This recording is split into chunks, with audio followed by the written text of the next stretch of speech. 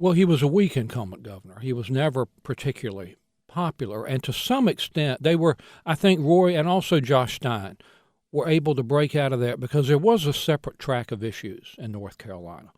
Obviously, the Senate races and then farther down ballot races followed what happened nationally.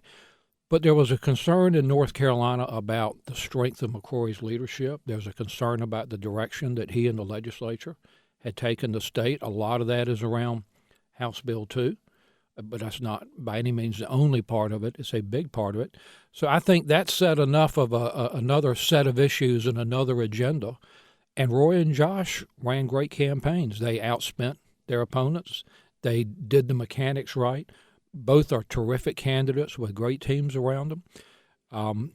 We won a couple of legislative races in Wake County. I promised you I was going to do this. I'm going to brag on the fact that Cynthia Ball defeated Gary Pendleton here because my son James was her campaign manager, and I'm proud of that. Joe Johns won. We picked up a couple of Republican seats in Charlotte, not enough to break the supermajority. But so what looks like we're going to have in North Carolina for the next 4 years is Roy Cooper against the Republican legislature, and that's going to be two very different, conflicting, dueling visions in North Carolina, and we're going to fight it out here.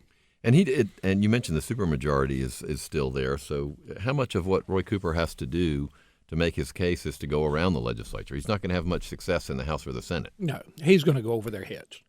And people underestimate this. I worked for Governor Hunt for 16 years, and I saw it firsthand.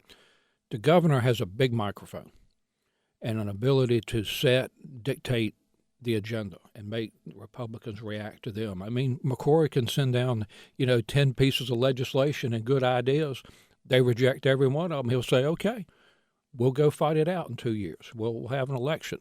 And so if you're looking for a ray of hope as a Democrat, the way things work in this country is somebody wins a big victory, like Obama did in 2008, and 2 years later, there's a reaction, which led to 2010. And we are 2 election cycles away here from another redistricting campaign. So North Carolina, you talk about a place that's closely split. It's not just the vote is close.